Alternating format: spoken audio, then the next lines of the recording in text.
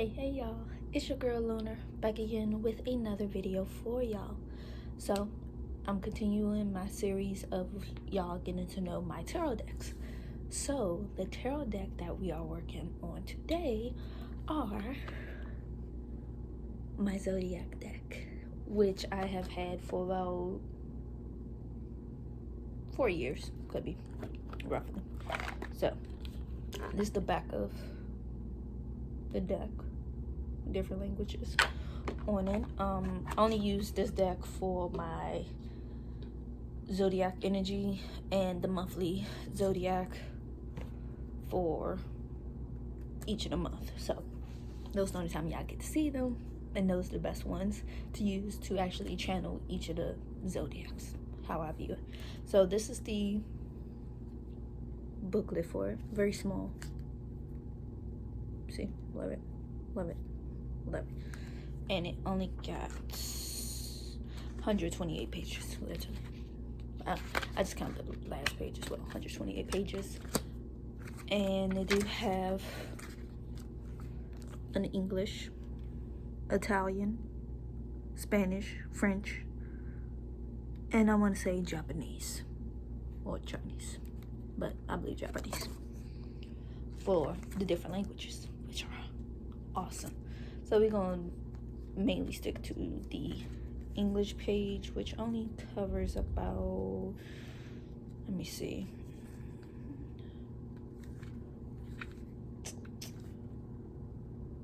what's up,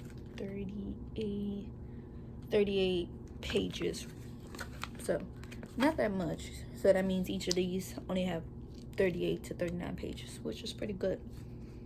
Keep it short to the simple, and they give you a nice little introduction for each of the pages. Tell you about the cards, the signs, then break them down of elements to the fixed. I'll explain those in just a minute a little bit more. Then break down each of the Zodiac and the time frame of where the time that they run from, and the key phrase that they use, well, that connects to them. Then they talk about the planets, and then each of the elements, and then they ask you how to use, then they talk about how to use the cards.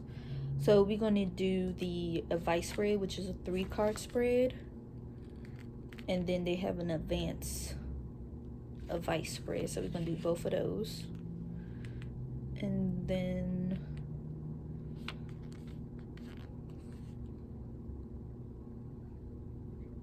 they got another one, I'm reading it. So the fourth, this technique 4, cover, oh, I didn't tell you about technique 1. So they just have a regular one. Technique 1 is a regular pull, so you do one daily pull. As with almost any oracle deck, you can use the cards in a very simple way by thinking about your situational question that you want advice about, pulling the card, and then extrapolating its meaning to practical advice. The more clear and specific your question, the easier it will be to interpret the card. So easy 1-card pull for that. Then they got the 3-card spread, then the 4-card spread, which is techniques 2 and 3. Technique 4, this technique is more of an add-on rather than a standalone method. If you have the luxury of deciding when to do something or want to know when the most preposterous time is to take an action after you've done your reading, gather up the sign card, shuffle and draw one, consult the text and see the date range for the card's advice regarding timing. Okay, we could try that one out too. Technique 5, using the concept of astrological houses as this inspiration. This is a good spread to use on birthdays or other milestone events, allowing it can be used anytime to get a general overview of the energy present in your life at any time. It's a simple one to interpret, as you simply go around the circle reading each card separately. Each position represents an astrological house. Each house governs an area of a person's life. Astrological houses spread. Shuffle all the cards together and place one in each position. This will show the energy present in each area of life at the time of the reading. So they have houses 1 through 12, and I'll explain a little bit more about those in just a minute. So, the zodiacs, y'all know the random 12, which are Aries, Taurus, Gemini, Cancer, Leo, Virgo, Libra, Scorpio, Sagittarius, Capricorn, Aquarius, and Pisces. Now, everybody knows their sun sign, which is the sign that they were born under. But what you don't know, you have a birth chart as well. So the time that you was born, for me, I'm a Gemini sun, Pisces moon, Capricorn rising. Now, the rising or the ascendant is what was on the horizon, eastern horizon, at the time that you was born. And then each of the planets fall in the 12 houses from there. So since I'm a Capricorn rising, that's my first house. Second house would be Aquarius, third Pisces, Aries fourth, Taurus fifth, sixth Gemini, Cancer 7, Leo 8th, 9th Virgo, 10th Libra, 11th Scorpio, 12th Sagittarius. And each of the planets fall in one of those houses. Sometimes you have more than one sign covering each house, so those called interpreted ones. So you pretty much, when you have, for example, if you had double Gemini, so Gemini takes up your first and second house, so that means you have two signs that's not in there. You have to figure out which one it is, and it's pretty easy to figure it out if you know what's the name, and then you can go from there. And if you have those certain placements in your birth chart, they won't be activated. You have to wait until another planet transition and activates those planets for you to use that energy that's came through. So that's how that works. And each of the planets, so sun, moon, Mercury, Venus, Mars, Jupiter, Saturn, Uranus, Neptune, and Pluto, each goes through each of the signs. Now the sun takes 30 days in each of the zodiac signs. The moon takes 2 to 3 days roughly. Mercury every, I want to say, 21 days or so. Venus about a month or so. Mars 6 weeks. Jupiter a year, Saturn 2 years. Uranus, Neptune. Uranus I know is about 7 years. Neptune roughly 8 to 14 years ranging. And Pluto every, I want to say, 20 or 40 years. Since it's an outer planet, it goes a lot slower through the zodiac signs. So the outer planets like Uranus, Neptune, Pluto, they take a little bit longer, and those are generational planets. So they really don't affect you that much. Now, unless you have aspects to them in your chart, then that's the only time they play a major thing for you. Most of the time, they either in retrograde or moving forward. Now, retrograde is when the planets are moving backwards. It's not that big of a deal unless that's your dominant planet, but even when it's in retrograde, you really can't tell that much. Now, except with Neptune, you know when it goes direct, people start getting dreamy, disillusioned, all that good stuff. But anyway, so that's how that works when it goes in retrograde. The more personal planets, which are Mercury, Mars, Jupiter, Mars, Mercury, Jupiter, Venus, and the moon. Those are the more personal planets that you really look more at than any other ones. So the sun is about the ego. Moon is the emotional state and the mother figure. Saturn is the father figure. Jupiter is about luck, abundance, all that good stuff. Mars is more about aggression, passion, sex drive. Venus is about love, beauty, money. Mercury is thinking, talking, thought patterns. Uranus is about rebellious state, and it's the higher octave of Mercury.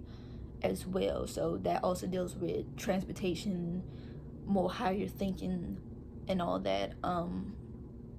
Neptune is an upgraded version of Venus, which deals with intuition, the subconscious, and it rules the 12th house. And Pluto is all about destruction, rebirth, transformation, and all that. Each of the zodiac signs do have a ruling planet. Now, the more traditional one, Sun is ruled by Leo, and even in the newest one, still Leo. Mars is ruled by Aries and Scorpio, but everybody knows Scorpio is ruled by Pluto in the more the newer way of doing it. Venus is ruled by Libra and Taurus. Mercury is ruled by Gemini and Virgo, but they say that Chiron could be technically more the traditional planet for Virgo, but they haven't been able to locate it, even though it's an asteroid. So that's still debated, and it's more of an ongoing thing if you stay up to date with it and read about it. Jupiter is ruled by Sagittarius and Pisces, but Pisces is also ruled by Neptune. Saturn is ruled by Aquarius and Capricorn, but Aquarius is ruled by Uranus, and that really more fits them, even though it still have the structure of Saturn. And so when Saturn goes into Aquarius, it's still at home in it, but it's more at home in Capricorn. But so you got that little bit rundown of how that works, and give you a more in-depth of how that is. And then a lot of people are more getting into it now, since it's more of a trendy thing, that numerology and tarot. But that's a topic for another time, which I will not even get into. I think I did a podcast on it at one point in time. Whole nother topic. But let me show you the cards, and then we'll count them, and then I'll do the spreads, and then we can decide which one we like better. And I'll talk about which one I like better than anything. Okay, so let's get started with this. So this is the first one, Aries. This is the front, and this is the back. As you can see, this kind of been worn through. It's a little bit water damage, that's why you can see the little, but when it was crisp. But my baby's been through a lot. Excuse me. This is water. I love this. So beautiful. Very watery. I love it. Make sure. Okay. The lovely Venus. Gorgeous. Even though technically I could see her a little bit more, I don't know. It's like I love it, but at the same time it's like I'm not feeling the colors. But still adores it. But I love the Zodiac ones. I think it's more the Zodiac ones that I really dig more than anything. Now, Neptune definitely looks like Neptune. Very illusion, distorted.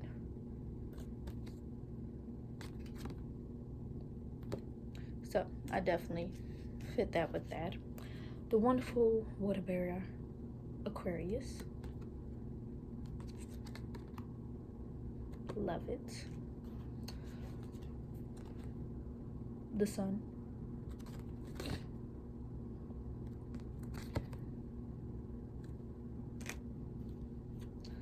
Lovely Mercury. Even I thought it was Saturn for a minute.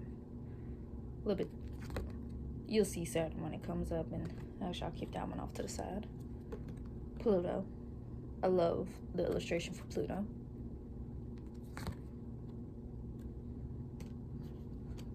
They definitely did the moon correctly.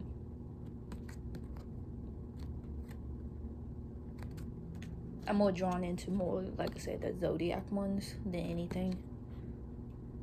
This definitely fits the Zodiacs. Taurus. Bull face. Love it. Uranus. I actually like Uranus.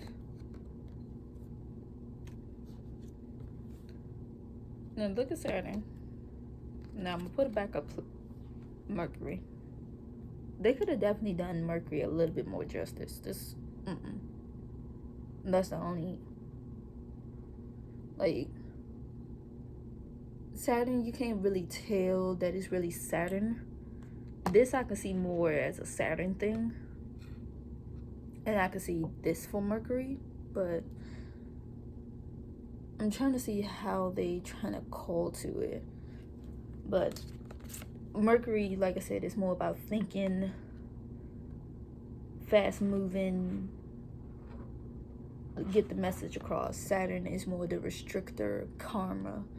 And I don't know if that's what they're trying to portray with the bowl, but it could have been better. I'll say that. Like I said, the planet ones as much don't call to me, except for the moon and the water element one. This is air. I like how they did air. Now that's airy. Okay. Same thing with fire. Yes.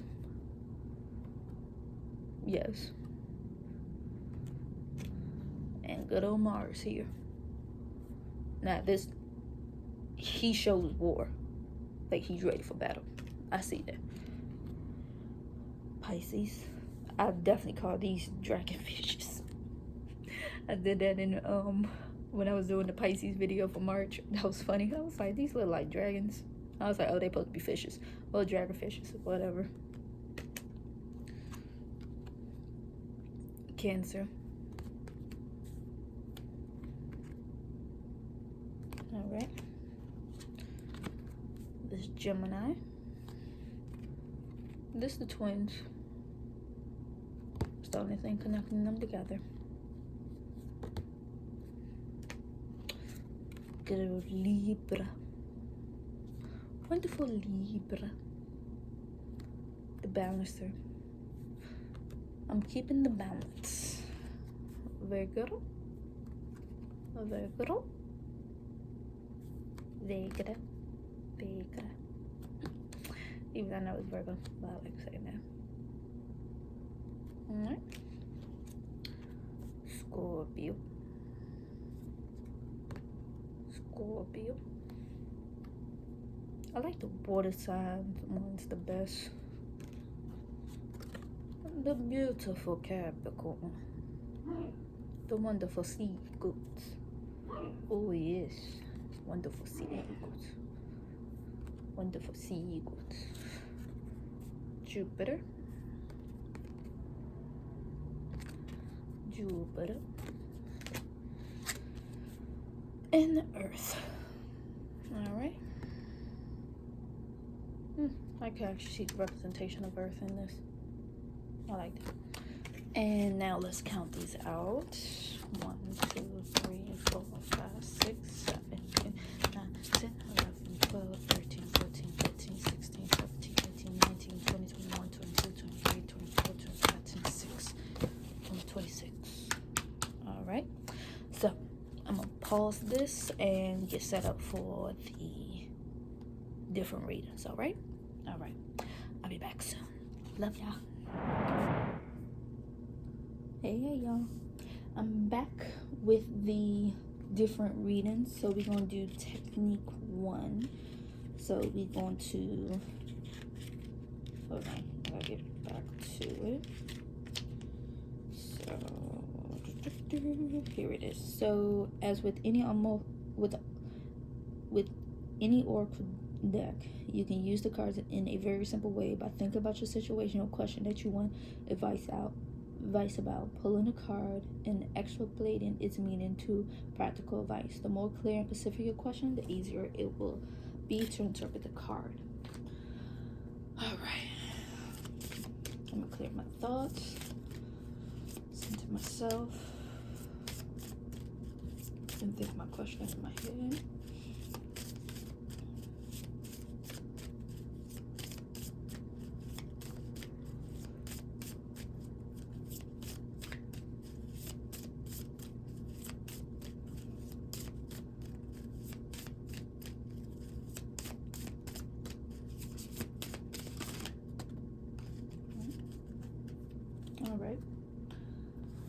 Alright, so the card I got for my question.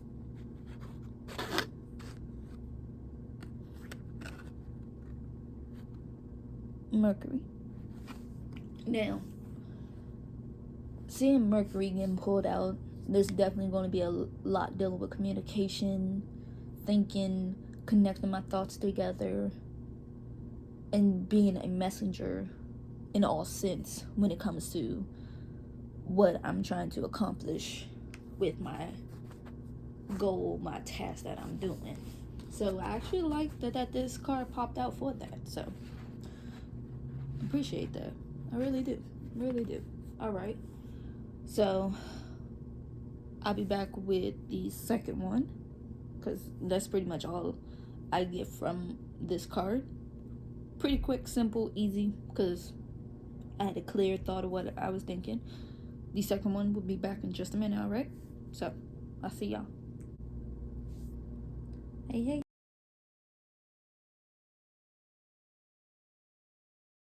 Two of the spreads that we are going to do. So, this is technique 2.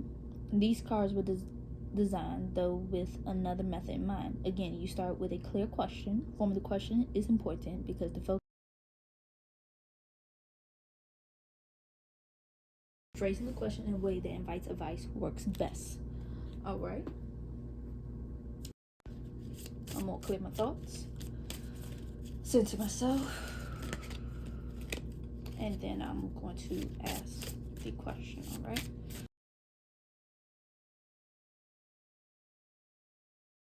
Alright, let's get started.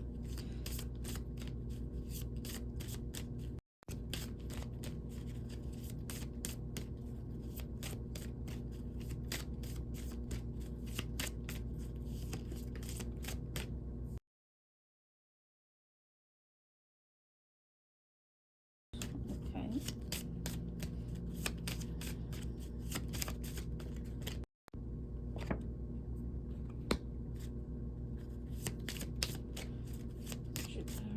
Reverse.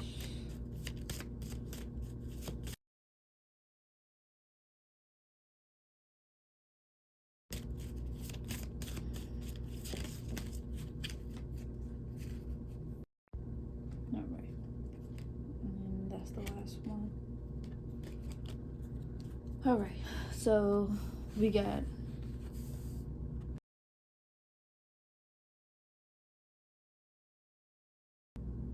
Jupiter in reverse with Aquarius. Now, when I see cards in reverse, they always have a reversal meaning. So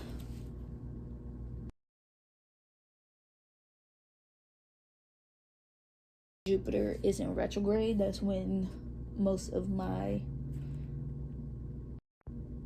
activation will happen, or when a planet retrogrades through Virgo or during Virgo season.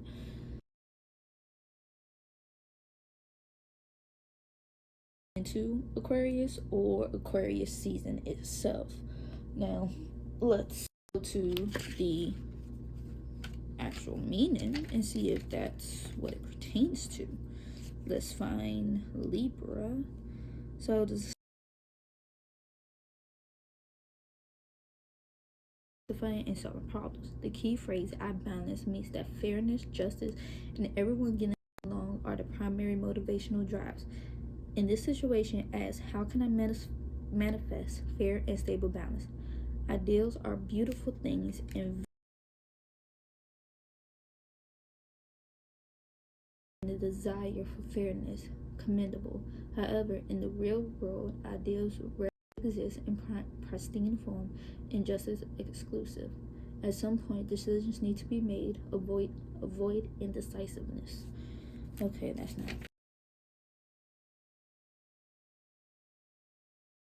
Jupiter is associated with the Roman god Jupiter, ruler of heaven and earth. Yes, I know that. Thought of as a fair and just protector. Jupiter is often thought of as the planet of luck and expansion. The desire to understand the bigger picture, to prosper, and to experience joy are a big part of Jupiter.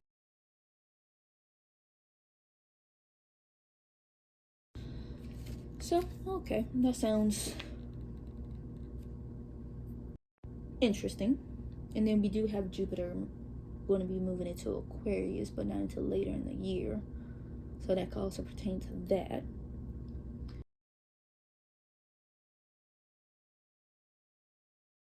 Of Zeus, who is the Greek god of thunder and the ruling god as well. So to get that, and Jupiter is about expansion, luck, faith, optimism, and a good rules the normal chart form. Nope. Ninth house, which is higher education.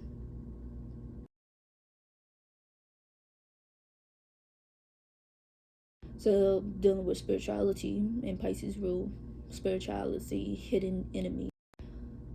So the expanding parts of that, so the 10th and 12th house aspect. And if we think about this,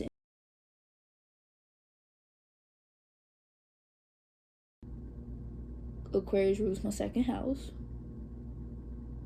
which deals with Saturn and Uranus. And Jupiter is in Pisces, which is my third house.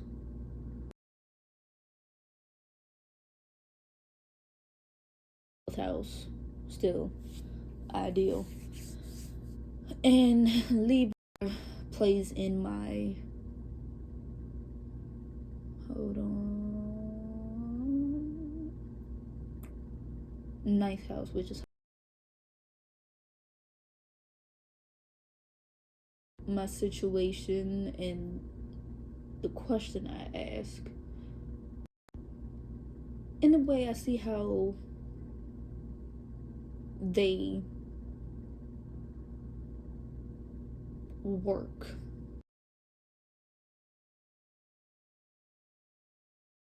To my advantage. And time things during those seasons, or when the planets go through those signs, which are Libra and Aquarius. Like I said, either Jupiter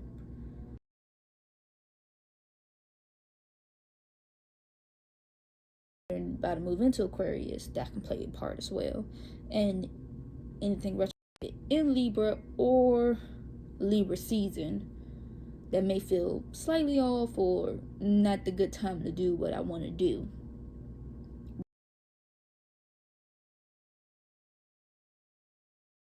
Interpretation of reading that, and then both of these got scales, twos. So everything comes in twos, duality. So definitely play a part.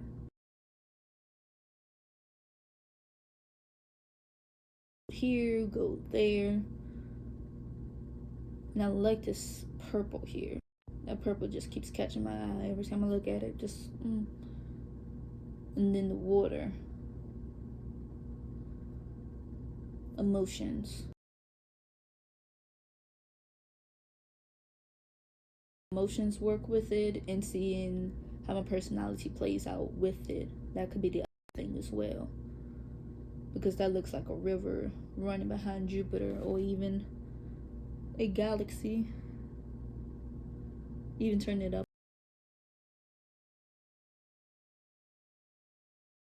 Or a stream.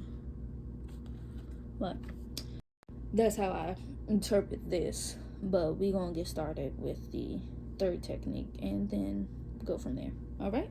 So, I will definitely be.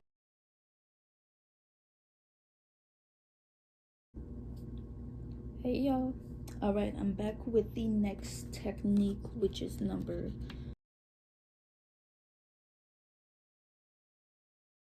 So, technique 3 is the advice spread.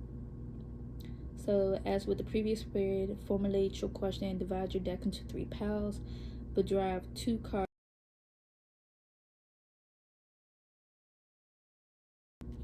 That's definitely not what I did with my first one. I kind of just let them do their thing. But I'm gonna keep doing like I was normally doing. Just let the cards fall. But let me center myself.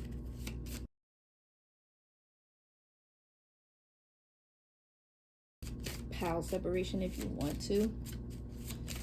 But since I kind of like been doing this how it feels comfortable to me, this how I just do it. But for my question,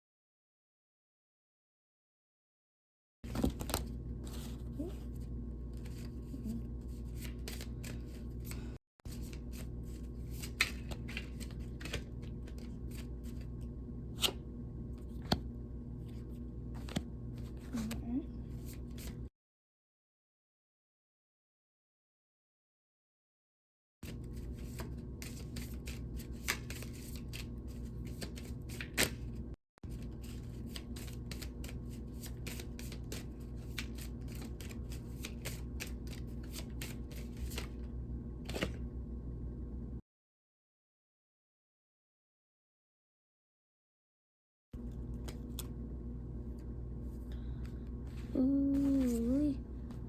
All right, so let's get into this. Additional energy to bring into the situation. I'm just reading the position. So position 1, your drive, need, or motivation.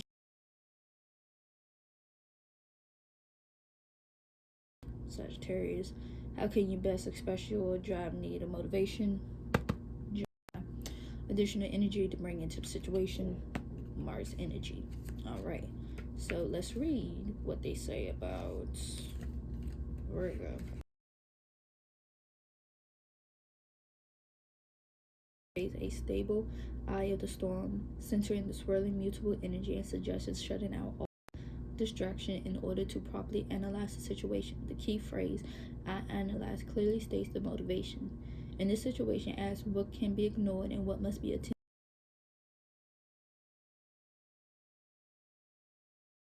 as is paying attention to details. However, taken to an extreme, those gifts can become traps of pettiness and observation. Avoid being overly critical. I can see how that plays out. Sagittarius. Fire, strong drive, me.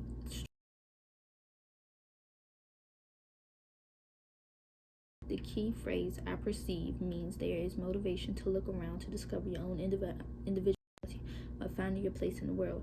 In this situation, ask, how can I best be true to myself? Be honest with yourself and with the rest of the world. Sagittarian energy is said to be a mild, receive the death as well as the breath of the situation. Avoid careless unkindness. All right, what they say about Gemini. The fast-moving energy of air moves with mutable flow and suggests that you consider every option, every facet of a situation, and assessing as much information as possible. In this situation, ask, what do I need to know more about? Follow your curiosity and don't stop until it is satisfied. Gemini energy is very fast-moving and can easily get distracted. There are so many things to be curious about and pay attention to.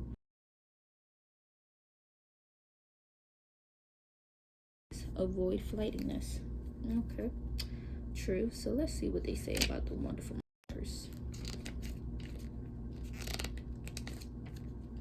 Mars. Mars is associated with Mars, the god of war. Mars represents some very powerful. It's about courage, confidence, passion, and strength. All is a part of Mars domain. So, to proceed from that, minus the book. All right. So, Mars being the mythology, Aries, but not actually spelled Aries, A-R-I-E-S. That Aries. Aries spelled as A-R-E-S. different spelling. Aries is the zodiac. Aries is the Greek god.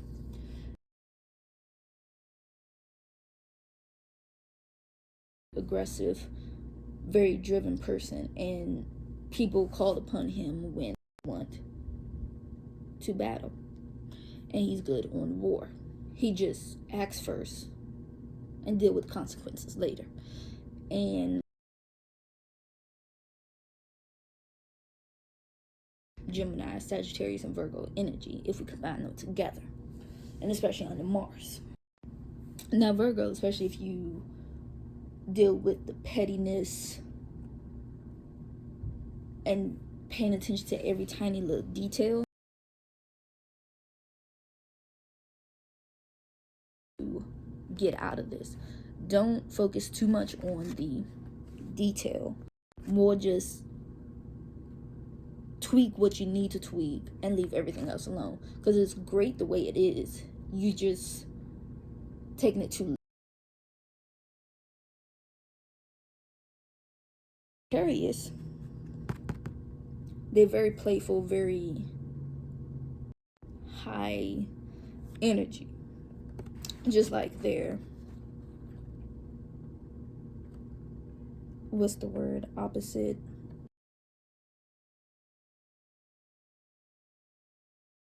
and Gemini energy. Gemini is the teenager of the zodiac, the ever curious nature one. They always want to see, oh, can I do this? Can I do that? You know, the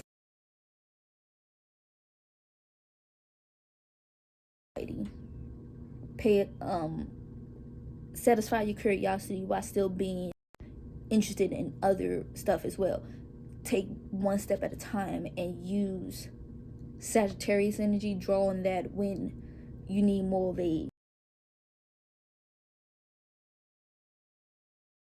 is mutable, because Virgo is mutable as well. Mutable earth, mutable air, mutable fire, all this mutable energy. It's very flow with it. Don't take it too literal.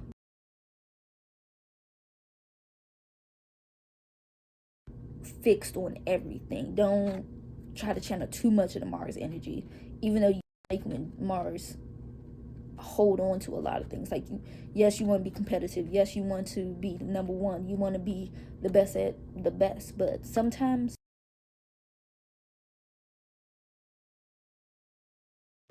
and more go with the flow.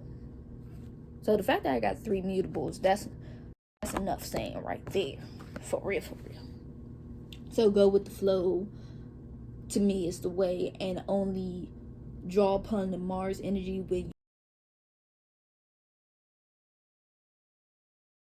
how I will interpret that. So let's get with technique number 4, which is the astrological houses, and see how that plays out. All right, I will definitely be back in just a little bit. Hey y'all. All right, I'm back again with technique number 4, if I remember correctly. Let me just make sure.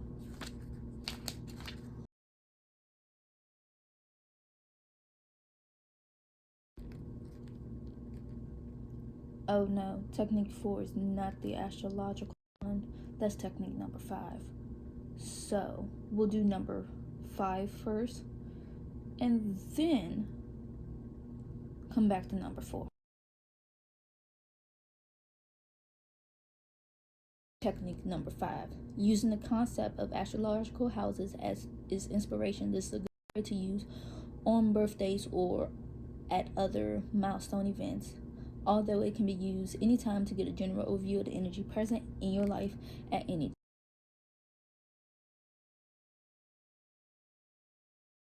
Each position represents an astrological house. Each house governs an area of a person's life. Astrological houses spread. Shuffle all the cards together and place one in each position. This will show the energy present in each area of your life at the time of the reading.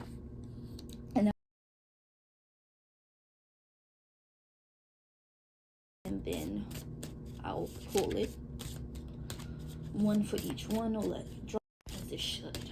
All right. So the first one is the first house, which is the house of self. So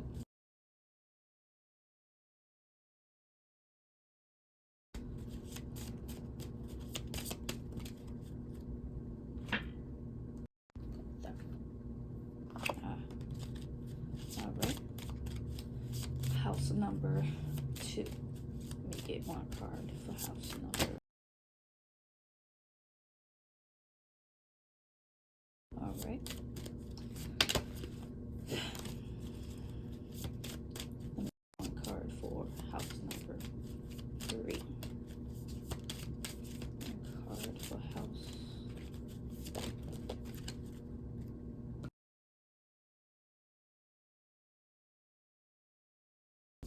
Card for house number 4. Card for house number 4. One card for house number 4.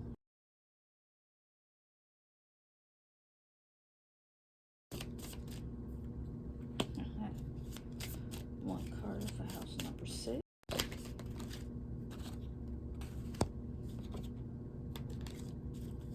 One card for house number 7.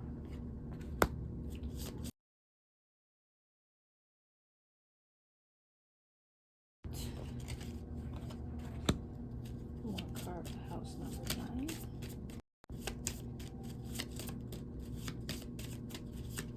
Card for house number 9. One card for house number 10.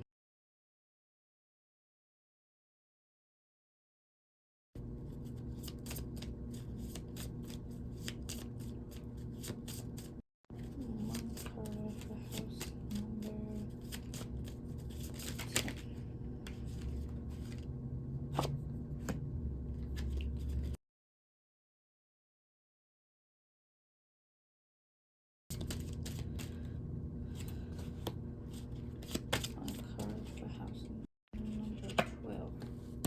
All right. Let's go over each of the houses. So, house 1, 2, 11, 12. So, the first house is your self-image, personality, ambition, drives, and body. So, we have Uranus for that, which is in reversal.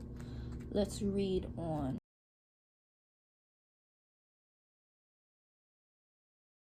All right, Uranus.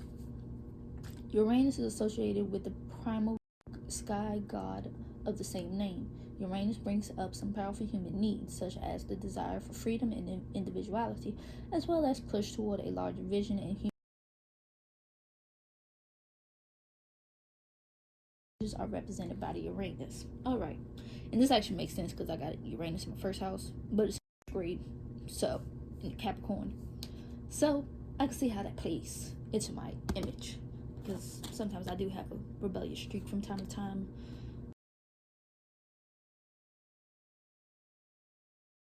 Definitely do not know what the norm is, so that definitely works with that. So we're going to turn that one over. Second house, your value systems, material possession, and financial.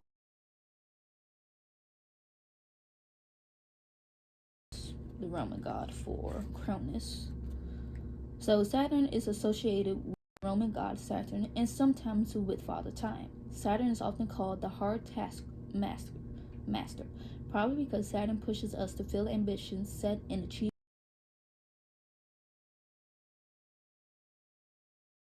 important lessons through facing challenges.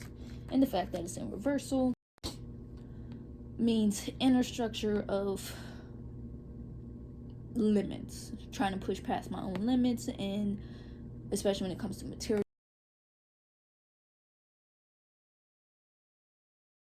possessions. So someone, let's see.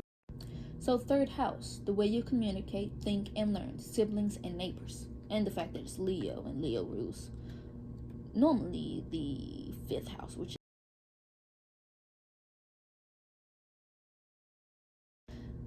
a lot of ambitious drive to talk and center of attention, but I don't like to say that too much when it comes to Leos, even though they are. So fixed fire, key phrase, I will.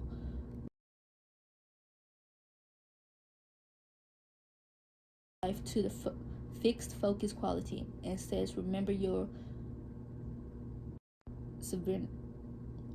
sovereignty. Express your natural leadership qualities. This is no time to be shy, but instead accept the spotlight. The key phrase, I will. How can I shine? Gather all your courage and confidence and create your reality. Leo energy is all about confidence in taking your rightful place as king of the jungle. But you're not really the boss of anyone else, and you're not inflatable.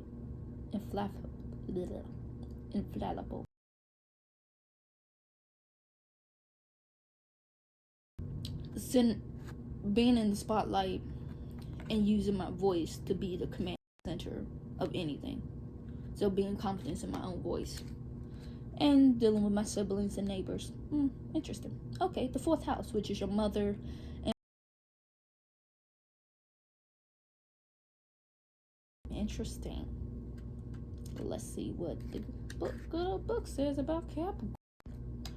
Capricorn, which is the cardinal energy, and cardinals always is the beginning energy for all seasons.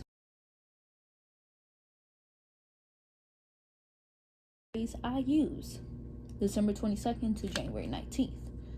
Earth's practical energy takes on an almost fiery intensity through its cardinal qualities. Determination to succeed leads sometimes to success and sometimes to learning lessons the hard way. In order to achieve your goals. In this situation, ask, what do I want and what can I manifest? What can I use to manifest it? Spin gold from straw, hard work, but the sense of satisfaction is priceless. The drive to achieve is great, but there is danger in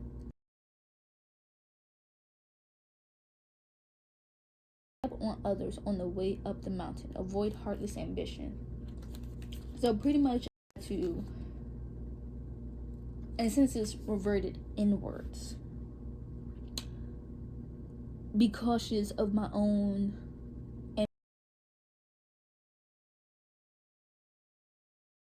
somebody down from their own race up the mountain as well. So I gotta be cautious of what I'm doing so the karma won't backlash on me.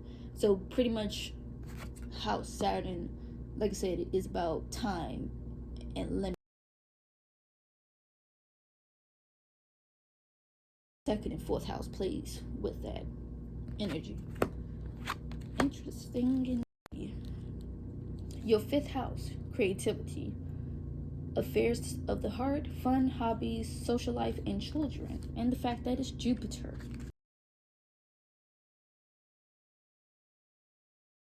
Jupiter, ruler of heaven and earth, thought of as a fair and just protector. Jupiter is often thought as the planet of luck and expansion. The desire to understand the bigger picture, to prosper, and to experience joy are a big part of Jupiter's influence. Optimism, faith, and spirituality play roles in these issues.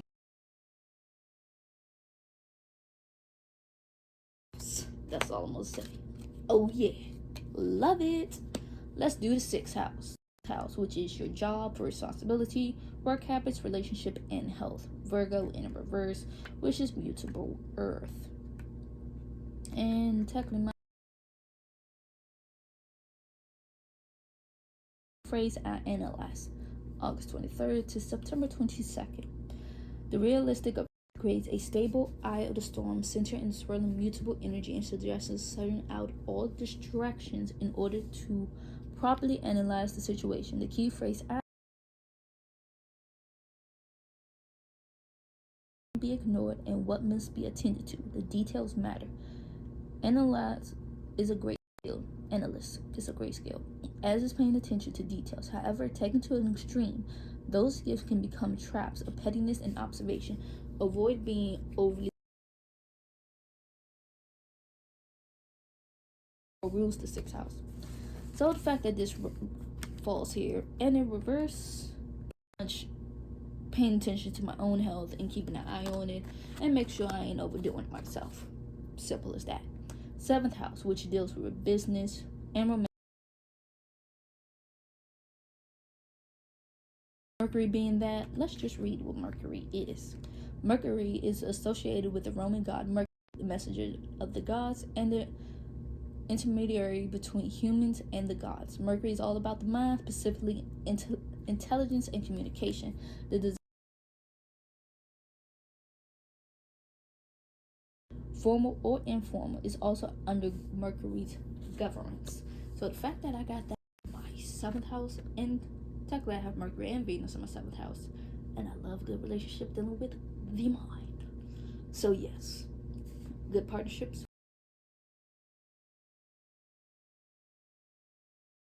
7th house.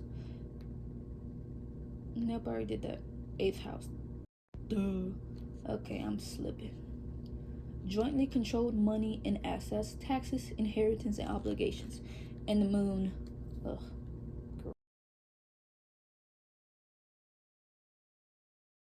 Of cycles and teaches about the importance of change as it moves through its cycles each month. It governs emotions, instincts, and intuition, as well as memory and imagination. Issues around maternal figures, traditions, and adaptability can also be represented by the moon card. 8th house. Jointly controlled money and assets, taxes, inheritance, obligations. So the moon always shifts through each of the signs. So sometimes you're good with the money, sometimes you're not. Sometimes you overspend. You got to trust your intuition of knowing when to use it and when not to use it. Because technically I got moon in the 2nd house, and sometimes I indulge up over too much, but that's a story for another time. The 9th house. Spirituality, religion. Sagittarius in reverse. Let's read it. Sagittarius, which is mutable fire. Key phrase, I perceive, November 22nd to December 21st. Fire, strong, drive, strive, stand out. I perceive means there is motivation to look around to discover your own individuality while finding your place in the world. In the situation, ask how can I be best be true to myself. Be honest with yourself and with the rest of the world. Sagittarian energy is said to be a you can perceive the depth as well as the breadth of the situation. Avoid careless unkindness. So sometimes you got to look within.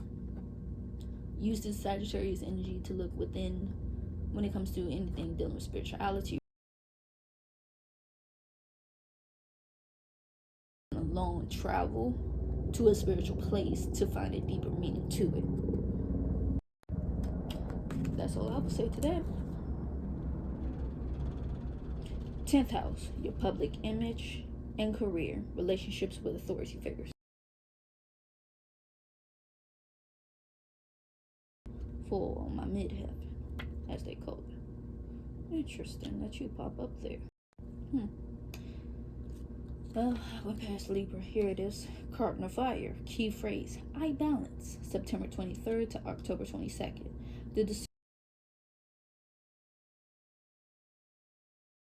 Identifying and solving problems. The key phrase, I balance, means that fairness, justice, and everyone along are the primary motivational drives. In this situation, ask how can I manifest fair and stable balance? Ideals are beautiful things and very good guides.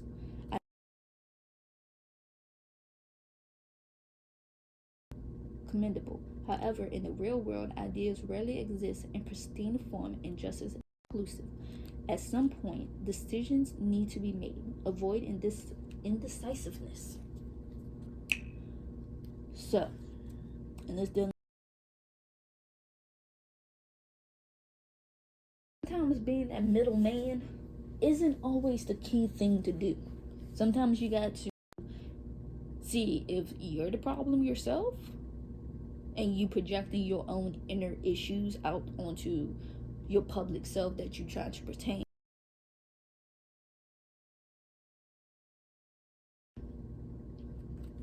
The 11th house, friendships, membership in group, hopes, goals, and wishes.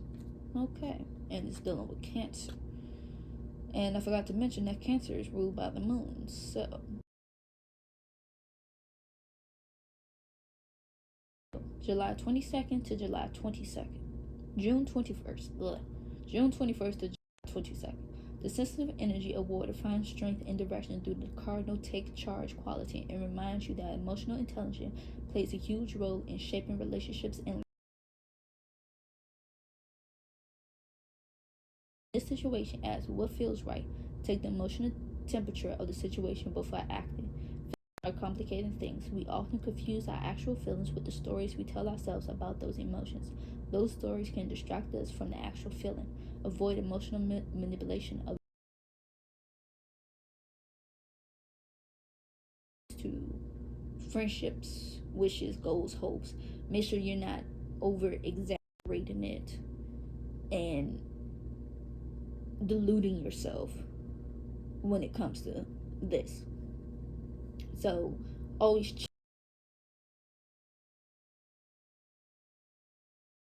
the moon, like I said, listening to your gut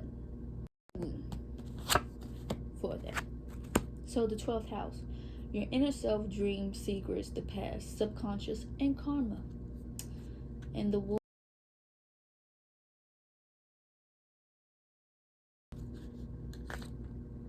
All right. Flowing, cleansing, and healing. Energy of water refreshes and moves gently. Spiritual renewal, forgiveness, the need to connect, to understand and be understood, intimacy and creative expression, rather making everything feel fresh and new. Bring the quality of water to a situation by opening your heart, speaking with kindness and compassion, encouraging connections, expressing forgiveness and healing wherever and whatever you can. Sometimes soothing your own, taking a dive into the ocean, sometimes soaking in a good bath. Always rejuvenate yourself with water, even connecting to it if you haven't connected to it before. That's the best way of doing it. Which is pretty fun, and I actually enjoyed that. Even though most of these cards came out in reversal, but besides the point. I enjoyed it, and I will be back for technique number 4, and then we'll do the review of which one I like better. Alright, so hey y'all. Alright, I am back with technique number 4. So let's read this one. Technique 4. Have the luxury of deciding when to do something or want to know when the most prosperous time is to take an action. After you've done your reading, gather up the sign cards, shuffle and draw one, consult the text, and see the date range for the card's advice regarding timing. Alright, so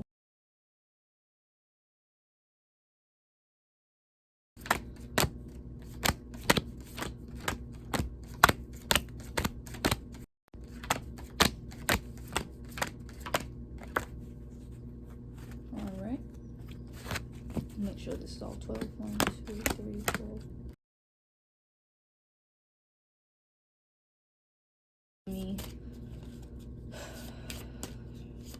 shuffle this up, clear my thoughts, and then ask the one question.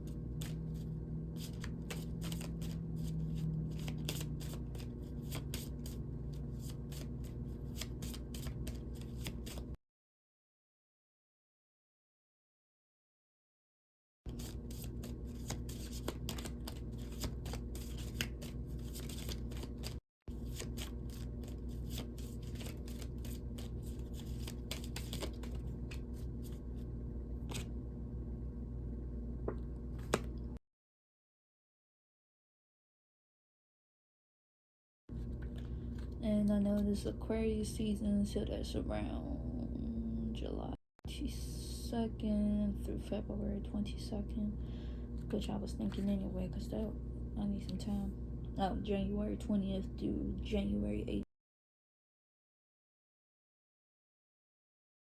Energy of air finds determination in the fixed, stick to it quality. You may not have the answers, but you have a network available to you. Use it, and the answer to everything is at your fingertip. The key phrase I know is a little misleading. You don't necessarily know the answers, but rather for information I need. Also, Google is your friend, and Google is my friend for everything. Having big visions and loving ideas makes for great conversations, but can leave a relationship empty of human emotion and others feeling neglected. Avoid being dis.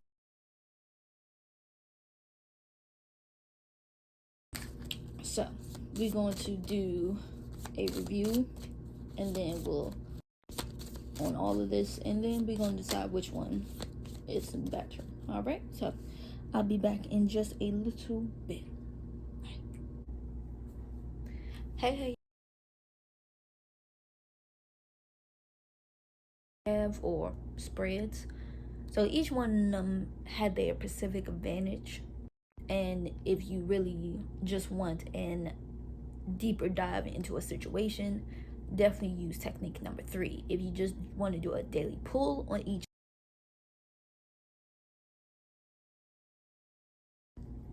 definitely use technique 1 to pull 1 card for the day, like any regular deck.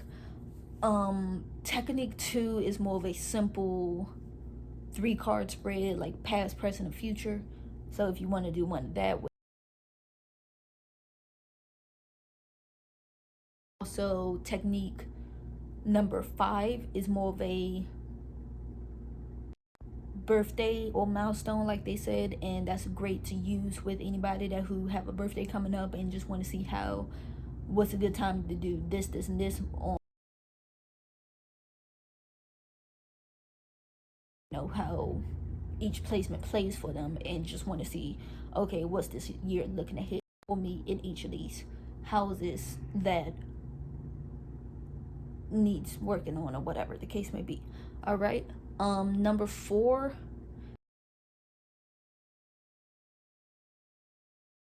a project that you're trying to launch, or a business or something. Those are great to use for, and it gives you a time frame. But especially if a season have already passed, then you obviously know it's talking about the coming season that's coming up. And for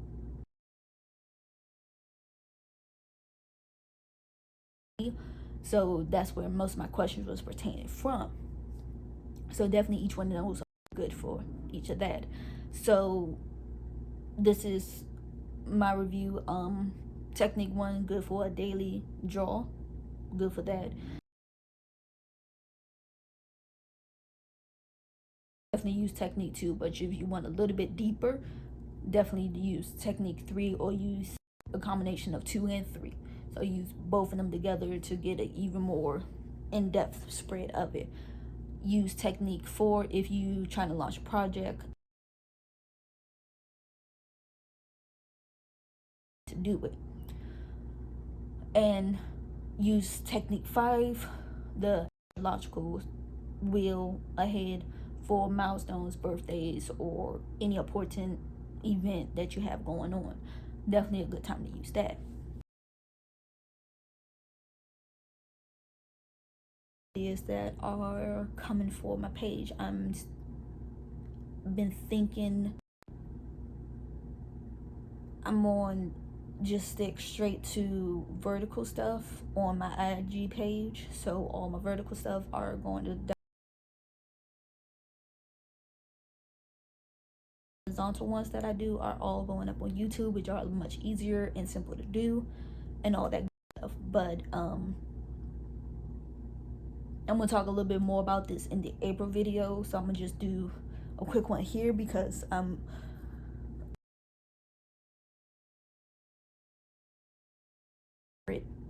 video for it, even though I know this is just for my tarot cards, but it's last minute thoughts that I have been having and just trying to get these ideas processed through. So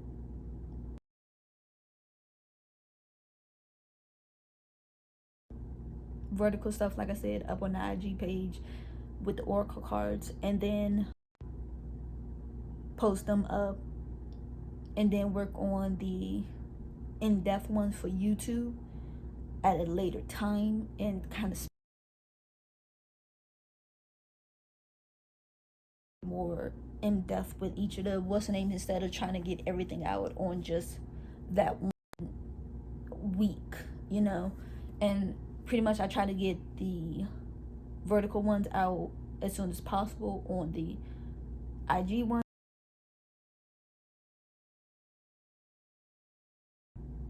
Trying to do so much stuff in little time, especially off days, even though most of the time my off days I rather just chill, but I'm putting videos out, working on this, working on that. So that's how that's going to go. Especially to take a week or two out at the end of the month to really spread the readings out instead of try to do it all on one day and see how that goes. Especially if it's my weekend off or more in-depth reading for each of them individually. That's what I can definitely do. And I like that idea better, so it will leave me a little bit more time, and I can still get them out within that week of April.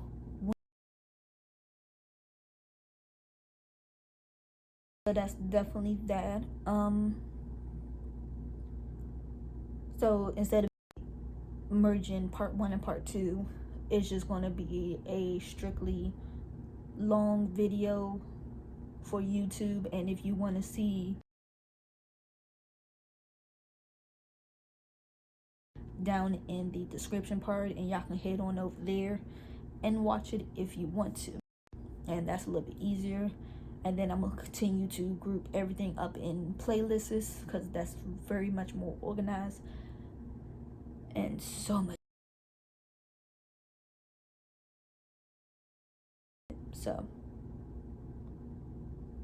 that's definitely gonna how that's going to go. So that's that. And also, how did y'all like my intro? And y'all going to definitely hear the